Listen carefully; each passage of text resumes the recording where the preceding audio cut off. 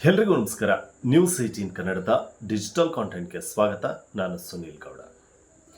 ಸ್ನೇಹಿತರೆ, ಈ ರೈತ ದೇಶದ ಬೆನ್ನೆಲುಬು ಅಂತಾರೆ. ಹಾಗೆ ಈ ರೈತ ನಿಲ್ಲದೆ ನಾವಿಲ್ಲ ಅನ್ನುವಂಥ ದೊಡ್ಡ ದೊಡ್ಡ ಮಾತುಗಳನ್ನು ಈ ರಾಜಕಾರಣಿಗಳು ಹಾಡ್ತಾರೆ.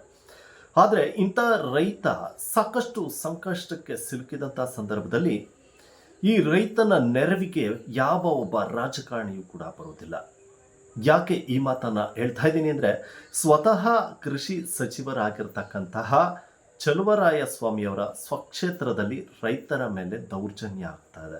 ಅದು ಯಾವ ರೀತಿ ಅಂತಂದರೆ, ರೈತ ತಾನು ಬೆಳೆದಂಥ ಬೆಳೆಗೆ ಒಂದು ಕಡೆ ಬೆಂಬಲ ಬೆಲೆ ಸಿಗ್ತಾ ಇಲ್ಲ ಅಂದರೆ, ಮತ್ತೊಂದು ಕಡೆ ಸಿಬ್ಬಂದಿಗಳ ಕಿರುಕುಳ ಜೊತೆಗೆ ಲಂಚ ಬಾಕತನ ಇದೆಯಲ್ಲ, ಇದು ರೈತರನ್ನು ಕಂಗೆಡಿಸಿರುವಂಥ ವಿಚಾರ. ಇಂಥದ್ದೊಂದು ಘಟನೆ ಮಂಡ್ಯದ ನಾಗಮಂಗಲದಲ್ಲಿ ನಡೆದಿರುವಂಥದ್ದು. ರೈತರ ಬಳಿ ಲಂಚವನ್ನ ಪೀಕ್ತಿದ್ದಂಥ ವ್ಯಕ್ತಿಯನ್ನ ರೈತನೇ ಹಿಡಿದು ತರಾಟೆಯನ್ನು ತೆಗೆದುಕೊಂಡಿರುವಂಥ ಘಟನೆ ನಡೆದಿದೆ. ಏನಿದು ಘಟನೆ ಅಂತ ಹೇಳ್ತೀನಿ. ಅದಕ್ಕಿಂತ ಮುಂಚೆ ನೀವಿನ್ನೂ ನಮ್ಮ ಫೇಸ್ಬುಕ್, ಯೂಟ್ಯೂಬ್ ಹಾಗೂ ಇನ್ಸ್ಟಾಗ್ರಾಮನ್ನು ಸಬ್ಸ್ಕ್ರೈಬ್ ಮಾಡ್ಕೊಂಡಿಲ್ಲ ಅಂತಂದರೆ ಮಾಡ್ಕೊಳ್ಳಿ ಅಂತ ಹೇಳ್ತಾ, ಇಂಥದ್ದೊಂದು ಘಟನೆ ಮಂಡ್ಯದ ನಾಗಮಂಗಲದಲ್ಲಿ ನಡೆದಿರುವಂಥದ್ದು. ನಾಗಮಂಗಲದ ರೈತನೋರ್ವ ತನ್ನ ರಾಗಿ ಖರೀದಿ ಕೇಂದ್ರ ಏನಿದೆ, ಈ ರಾಗಿ ಖರೀದಿ ಕೇಂದ್ರಕ್ಕೆ ತೆಗೆದುಕೊಂಡು ಹೋಗಿದ್ದಾನೆ, ಅಂದರೆ ಮಾರಾಟ ಮಾಡಲಿಕ್ಕೆ. ಆದರೆ ಈ ಒಂದು ಸಂದರ್ಭದಲ್ಲಿ ಅಲ್ಲಿರ್ತಕ್ಕಂಥ ಸಿಬ್ಬಂದಿ ಆತ ರಾಜಕಾರಣವನ್ನು, ಅಂದರೆ ರೈತ ತಂದಿರುವಂಥ ರಾಗಿಯನ್ನು ತೆಗೆದುಕೊಳ್ಳೋದನ್ನು ಬಿಟ್ಟು, ಆ ರೈತನ ರಾಗಿ ಚೆನ್ನಾಗಿಲ್ಲ, ಆ ರೈತನ ರಾಗಿ ತಂದಿರುವಂಥದ್ದು ಸಾಧಾರಣವಾದಂಥ ರಾಗಿ, ಹೀಗಾಗಿ ಹಣವನ್ನು ಕೊಡಬೇಕು ಅಂತ ಆ ರೈತನ ಬಳಿ ಹಣವನ್ನು ಬಿಕ್ಕಿದ್ದಾನೆ. ಹೀಗಾಗಿ ಆ ರೈತ ಮೊದಲು ಈತ ಹಣ ಕೇಳಿದಂಥ ಸಂದರ್ಭದಲ್ಲಿ ಆಯಿತು ಅಂತ ಒಪ್ಕೊಂಡಿದ್ದಾನೆ. ಹಾಗೆ ಮಾತನಾಡ್ತಾ ಆ ರೈತ ಮಾಡಿರುವಂಥ ಒಳ್ಳೆ ಕೆಲಸ ಏನು ಅಂತಂದರೆ, ವಿಡಿಯೋ ರೆಕಾರ್ಡನ್ನು ಮಾಡ್ಕೊಂಡಿದ್ದಾನೆ. ಆತ ಹಣ ಪಡೆಯುವಂಥದ್ದು, ಜೊತೆಗೆ ಆತನ ಮಾತುಗಳನ್ನು ಕೇಳ್ತಾ ಇದ್ರೆ ನಿಜಕ್ಕೂ ಒಂದು ರೀತಿ ಆಶ್ಚರ್ಯ ಆಗುತ್ತೆ. ರೈತರ ಬಳಿ ಇಷ್ಟು ದೊಡ್ಡ ಮಟ್ಟದ ಲಂಚದ ಭ್ರಷ್ಟಾಚಾರ ನಡೀತಾ ಇದೆಯಾ ಅನ್ನುವಂಥ ವಿಚಾರ ಎಲ್ರಿಗೂ ಗೊತ್ತಾಗುತ್ತೆ. ಸೊ ಆತ, ನಾನು ಕೃಷಿ ಸಚಿವ ಚಲುವರಾಯಸ್ವಾಮಿ ಹಾಗೆ ಅವರ ಶಿಷ್ಯ ಸೋಮಣ್ಣ ಜೊತೆ ಟೇಬಲ್ ಶೇರ್ ಮಾಡ್ತೇನೆ ಅನ್ನುವಂಥ ಮಾತನ್ನು ಕೂಡ ಆತ ಹೇಳುವಂಥದ್ದು ಇದು ವಿಡಿಯೋದಲ್ಲಿ ರೆಕಾರ್ಡ್ ಆಗಿದೆ. ನಮ್ದು ಸಣ್ಣ ಪುಟ್ಟದ್ದು ಎಲ್ಲ ಇರ್ತವೆ, ಏನಕ್ಕೆ ಕೊಡ್ಬೇಕು ಯಾವತ್ತು ಕೊಡ್ಬೇಕಂತ ಕುಣಿತಾನೆ ಎಲ್ಲ ಮಾಡ್ತಾರ. ರೂಲ್ಸ್ ಪ್ರಕಾರ ಈಗ ರೂಲ್ಸ್ ಪ್ರಕಾರ ತಗೊಂಡಿರ್ತಾವನೆ. ಈಗ ಇವನು ಮಾಡಕ್ಕಾಗುತ್ತಾ? ಒಬ್ಬ ಬಂದು ರೈತ ರಿಕ್ವೆಸ್ಟ್ ಮಾಡ್ಕೊಳ್ತೇನೆ, ಹಣ ತಗೋಣ, ಏನೋ ಮಾಡ್ಕೊಡೋಣ, 2 ಮೂಟೆ ತಗೊಂಡು ಏನು ಮಾಡೋಣ ತೆಗಂತಾನೆ. ಕಾಸು ಇಸ್ಕೊತಾಗ ತೆಗೇನು ಮಾತಾಡ್ತಾನೆ, 4 ಜನಕ್ಕೆ ತೆಗೇನು. ಈಗ ನಾನು ನೀವು ಇಸ್ಕ ಮಾಡ್ಬೇಕಲ್ಲ, ಇನ್ನೊಬ್ಬ ಮಾತಾಡ್ತಾನೆ, ನಾನು ಏನು ಮಾಡ್ಬೇಕು?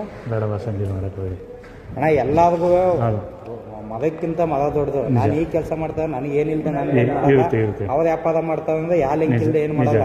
ನಾವು ಚಲುವಣ್ಣವ್ರ ಜೊತೆಗೆ ಇವ್ರ ಜೊತೆ ಆಗಿರ್ಬೋದು, ಸೋಮಣ್ಣವ್ರ ಜೊತೆ ಎಲ್ಲಾ ಜೊತೆ ಟೇಬಲ್ ಅಲ್ಲಿ ಕುಂತ್ಕೊಂಡು ಎಣ್ಣೆ ಹೊಡಿಯೋದು.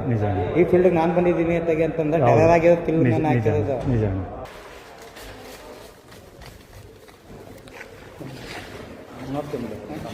ಬಸ್ ರಿಜೆಕ್ಟ್ ಮಾಡ್ಬಿಟ್ಟು ಆಮೇಲೆ ನಾನು ರಿಸಲ್ಟ್ ತೆಗೆಂತಲ್ಲ, ಅದು ಮೇಡಮ್ ಇರ್ತದೆ. ತುಂಬ ಬ್ಲಾಕ್ ಇತ್ತು ಅಂದ್ರೆ ಕೊಡ್ಬೇಕಾಯ್ತದೆ. ನಾನು ನಾರ್ಮಲ್ ಆಗಿತ್ತು ನಾನು ತಳ್ತೀನಿ ಇರೋದು. ಮೇಡಮ್ ಏನು ಕೊಡ್ಬೇಕಾ? ಅದೇ ಅದು ಜಾಸ್ತಿ ಇರುತ್ತೆ ಅಂದ್ರೆ ನಾವು ಮಾತಾಡ್ಕೊಂತೀನಿ. ಏನಾದ್ರು ಅವ್ರು ಇದು ಮಾಡ್ತಾನೆ ನಾನು ಮಾತಾಡ್ತೀನಿ. ನೀಚ್ಕೆಟ್ ಕೆಲಸ ಅಲ್ವಾ? ನಾನೇನು ಮಾಡ್ತೀನಿ? ಅಯೋಗ್ಯನ ಕೆಲಸ ಅಲ್ವಾ? ನೀವೇ ಫ್ರಾಡ್ ಕೆಲಸ ಅಲ್ವಾ? ಆಮೇಲೆ ನಾನು ಯಾರು ಅಂತ ಹೇಳ್ತೀನಿ. ಫ್ರಾಡ್ ಕೆಲಸ ಅಲ್ವಾ? ಸರ್ ನಾನು ಚೀಟಿಗೆ ಕೇಳಪ್ಪ ಇಲ್ಲಿ, ನಾನು ಯಾರು ಅಂತ ಆಮೇಲೆ ಹೇಳ್ತೀನಿ. ನಾಚಿಕೆ ಆಗಲ್ಲ ನಿನಗೆ ಈ ಥರ ಕೈ ಹಾಕಕ್ಕೆ? ಯಾವುದು ಮಾಡ್ತಾ ಇಲ್ಲ. ದುಡ್ಡು ಎತ್ತದು ನಾನೇನು ಅನುಭವಿಸ್ತೆ? ನಾನೇನು ಅನುಭವಿಸ್ತು, ಹೋಗು ಅನುಭವಿಸ್ತೀಯ. ಆಮೇಲೆ ಅದು ನೆಕ್ಸ್ಟ್ ಎನ್ಕ್ವೈರಿ ನಡೆಯುತ್ತೆ. ಸರಿ ತಗೊಳ್ಳಿ ಸರ್, ಎನ್ಕ್ವೈರಿಲಿ ಆಯ್ತು ತಗೊಳ್ಳಿ ಸರ್. ನೀಚ್ಕೆಟ್ ಕೆಲಸ ಮಾಡಕ್ಕೆ ರೈತರ ಹತ್ರ ಕೈ ಹಾಕ್ತಿಲ್ಲ, ನಾಚಿಕೆ ಆಗಲ್ವಾ ನಿನ್ಗೆ? ರೈತರ ಹತ್ರ ಕೈ ಹಾಕ್ತಿಲ್ಲ, ನಾಚಿಕೆ ಆಗಲ್ವಾ? ನೀನ್ ಯಾವ ಆಫೀಸರ್ ಅಯೋಗ್ಯ? ನೀನು ಯಾವ ಆಫೀಸರ್ ಅಯೋಗ್ಯ? ನೀನು ಇದನ್ನ ಮಾತಾಡ್ಬೇಕು ನೀನು. ನೀವೇ ಬಂದು ನಾನೇ ಮಾತಾಡ, ಹೌದು ಸತ್ಯ, ನೀನು ಅಯೋಗ್ಯ. ನೀನು ನಾನು ಯಾವ ಅಯೋಗ್ಯ? ನೀನು ರೈತರ ಹತ್ರ ಕೈ ಹಾಕ್ತೀನಿ, ನೀನು ಅಯೋಗ್ಯ ಅಲ್ವಾ? ಇನ್ನೇನ್ ಮತ್ತೆ ನೀಚ್ಕೆಟ್ ಕೆಲಸ ಮಾಡ್ತಿಲ್ಲ? ಆಮೇಲೆ ನೋಡ್ತೀನಿ, ಗೊತ್ತಾಗುತ್ತೆ. ನಿಮ್ಮ ಆಫೀಸರ್ ನಂಬರ್ ಹೇಳಿ ಹೇಳ್ತೀನಿ. ನನಗೆ ಅವಶ್ಯಕ, ನನ್ನ ದುಡ್ಡು ಯಾಕೆ ಇಡ್ತಿದ್ಯಾ? ಎತ್ಕೋ ಇದು. ನೀವೇ ಕೊಟ್ಟು ನೀವೇ ಕೊಟ್ಟರೆ ಆಯ್ತು ಬಿಡು, ಆಮೇಲೆ ನೋಡ್ತೇನೆ. ಆಮೇಲೆ ನೋಡ್ತೀನಿ. ಮೈಯಾರ್ ಆಫೀಸರ್ ಹತ್ರ ಬತ್ತಲ್ಲ ಟೇಬಲ್ ನೋಡ್ತೀನಿ ತಡಿ. ನಾಚಿಕೆ ಆಗ್ಬೇಕಿಂತ ಅಯೋಗ್ಯರ ಕೆಲಸ ಮಾಡಕ್ಕೆ. ಇಲ್ಲ ಸೂಸೈಡ್ ಮಾಡ್ಕೊಂಡು ಸಾಯಿರಿ. ಎಷ್ಟರ ಮಟ್ಟಿಗೆ ಈತ ಕ್ಷೇತ್ರದ ರಾಜಕಾರಣಿಗಳ ಜೊತೆಗೆ ಚಲುವರಾಯಸ್ವಾಮಿಯವರು ಕೃಷಿ ಸಚಿವರಾಗಿರುವಂಥದ್ದು. ಇಂಥ ಸಂದರ್ಭದಲ್ಲಿ ಆತ ಅಷ್ಟು ಧೈರ್ಯವಾಗಿ ರೈತನ ಬಳಿ ಹಣವನ್ನು ಕೇಳ್ತಾನೆ, ಹಣವನ್ನು ಈಸ್ಕೊಳ್ತಾನೆ, ಜೊತೆಗೆ ಕೃಷಿ ಸಚಿವರ ಹೆಸರನ್ನು ಕೂಡ ಹೇಳ್ತಾನೆ, ಜೊತೆಗೆ ಆ ಥರ ಶಿಷ್ಯ ಸೋಮಣ್ಣ ಅವರ ಹೆಸರನ್ನು ಕೂಡ ಹೇಳುವಂಥದ್ದು. ಅಂದರೆ ಟೇಬಲ್ ಶೇರ್ ಮಾಡ್ತೇವೆ, ಜೊತೆನಲ್ಲಿ ಎಣ್ಣೆ ಹೊಡಿತೇವೆ ಅನ್ನುವಂಥ ರೀತಿನಲ್ಲಿ ಆತ ಮಾತಾಡಿರುವಂಥದ್ದು ಇದು ನಿಜಕ್ಕೂ ಶೋಚನೀಯ. ರಾಜಕಾರಣಿಗಳು ನಿಜಕ್ಕೂ ಇಂಥ ವಿಚಾರವನ್ನು ಗಂಭೀರವಾಗಿ ತೆಗೆದುಕೊಳ್ಬೇಕು. ಯಾಕೆಂದರೆ ಯಾರೋ ಒಬ್ಬ ವ್ಯಕ್ತಿ ನಮ್ಮ ಹೆಸರನ್ನು ಬಳಸ್ಕೊಂಡಿದ್ದಾನೆ, ಅವನಿಗೂ ನಮಗೂ ಸಂಬಂಧ ಇಲ್ಲ ಅಂತ ರಾಜಕಾರಣಿಗಳು ಸುಮ್ಮನಾಗೋದಲ್ಲ. ಇದನ್ನು ಜನಗಳು ಕೂಡ ಅತಿ ತೀಕ್ಷ್ಣವಾಗಿ ಗಮನಿಸ್ತಾ ಇದ್ದಾರೆ. ಈ ರೀತಿ ರೈತರ ಬಳಿಯೇ ಲಂಚವನ್ನು ಪಡೆಯುವಂಥ ವ್ಯಕ್ತಿ ರಾಜಕಾರಣಿಗಳ ಹೆಸರನ್ನು ಹೇಳ್ತಾ ಅವರಿಗೆ ಹೆದರಿಕೆಯನ್ನು ಉಂಟು ಮಾಡ್ತಾ, ಅಂದರೆ ಏನೋ ಈತ ದೊಡ್ಡ ವ್ಯಕ್ತಿ ಇರಬೇಕು, ರಾಜಕಾರಣಿಗಳ ಜೊತೆಯಲ್ಲಿ ಟೇಬಲನ್ನು ಶೇರ್ ಮಾಡ್ತಾನೆ ಅಂತಂದರೆ ಈತ ದೊಡ್ಡ ವ್ಯಕ್ತಿನೇ ಆಗಿರ್ತಾನೆ. ಸೊ ಹೀಗಾಗಿ ಈತ ಕೇಳುವಂಥ ಹಣವನ್ನು ಕೊಟ್ಟು ನಾವು ನಮ್ಮ ರಾಗಿಯನ್ನು ಮಾರಿ, ಅಂದರೆ ನಾವು ತಂದಿರುವಂಥ ಆಹಾರ ಪದಾರ್ಥ ಏನಿದೆ ಅದನ್ನು ಕೊಟ್ಟು ಹೋಗ್ಬಿಡೋಣ, ಸುಮ್ಮನೆ ಯಾಕೆ ಬೇಕು ರಗಳೆ ಅನ್ನುವಂಥ ವಿಚಾರವನ್ನು ರೈತರು ಆಲೋಚನೆಯನ್ನು ಮಾಡ್ತಾರೆ. ಆದರೆ ಇಲ್ಲಿ ರೈತ ಆ ರೀತಿ ಮಾಡಲಿಲ್ಲ.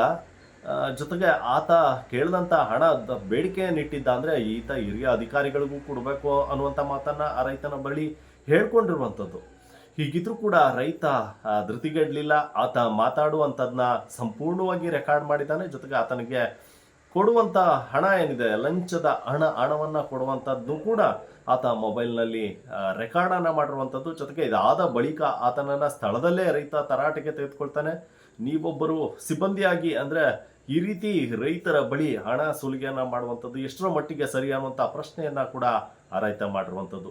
ಇನ್ನು ರಾಜ್ಯದಲ್ಲಿರುವಂಥ ರೈತರು ಇದೇ ರೀತಿ ರೈತರ ಬಳಿ ಯಾರು ಹಣ ಸುಲಿಗೆ ಮಾಡಲಿಕ್ಕೆ ಬರ್ತಾರೆ, ಸಿಬ್ಬಂದಿಗಳಾಗ್ಬೋದು, ಅಧಿಕಾರಿಗಳಾಗ್ಬೋದು, ಈ ರೀತಿ ಧೈರ್ಯವಾಗಿ ವಿಡಿಯೋ ಮಾಡೋದ್ರ ಮೂಲಕ ತರಾಟೆಗೆ ತೆಗೆದುಕೊಳ್ಬೇಕಾಗತ್ತೆ.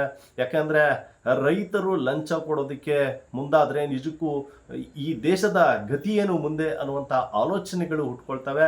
ಯಾಕೆಂದರೆ ರೈತ ಕಷ್ಟಪಟ್ಟು ಬೆಳೆದಂಥ ಬೆಳೆಗೆ ಈಗ ಸರಿಯಾದಂಥ ಬೆಂಬಲ ಬೆಲೆ ಸಿಗ್ತಾ ಇಲ್ಲ ಒಂದು ಕಡೆ, ಮತ್ತೊಂದು ಕಡೆ ಅಧಿಕಾರಿಗಳಿಗೆ ಲಂಚವನ್ನು ಕೊಡಬೇಕು ಅಂತಂದರೆ ಇದು ನಿಜವಾಗ್ಲೂ ಯೋಚನೆ ಮಾಡಬೇಕಾದಂಥ ವಿಚಾರ ಆಗಿರುವಂಥದ್ದು. ಹಾಗೆ ಕೃಷಿ ಸಚಿವರಾದಂಥ ಚಲುವರಾಯಸ್ವಾಮಿಯವರು ಈತ ಯಾರಿದ್ದಾನೆ ಆತನ ವಿರುದ್ಧ ನಿರ್ದಾಕ್ಷಿಣ್ಯವಾಗಿ ಕ್ರಮವನ್ನು ತೆಗೆದುಕೊಂಡಂಥ ಸಂದರ್ಭದಲ್ಲಿ ಜನರು ಕೂಡ ಮೆಚ್ಚುಗೆಯನ್ನು ವ್ಯಕ್ತಪಡಿಸ್ಬೋದು. ಇಲ್ದಿದ್ರೆ ಚಲುವರಾಯಸ್ವಾಮಿಯವರ ಬಗ್ಗೆ ಕೂಡ ಆಲೋಚನೆಗಳನ್ನು ಮಾಡಬೇಕಾಗತ್ತೆ ಜನರು. ನಿರ್ಭೀತ, ನಿಷ್ಪಕ್ಷಪಾತ, ವಿಶ್ವಾಸಾರ್ಹ ಸುದ್ದಿಗಳಿಗೆ ಮತ್ತೊಂದು ಹೆಸರಾಗಿರುವ News18 ಕನ್ನಡ ಈಗ ಆಪ್ನಲ್ಲೂ ಲಭ್ಯವಿದೆ. ದಯವಿಟ್ಟು ಇಲ್ಲಿರುವ QR ಕೋಡ್ ಅನ್ನು ಸ್ಕ್ಯಾನ್ ಮಾಡಿಕೊಂಡು ಆಪ್ ಡೌನ್ಲೋಡ್ ಮಾಡೋದಕ್ಕೆ ಮರಿಬೇಡಿ. ನಿಮ್ಮ ಬೆಂಬಲ ಹೀಗೆ ಸದಾ ನಮ್ಮೊಂದಿಗಿರಲಿ. ಧನ್ಯವಾದ.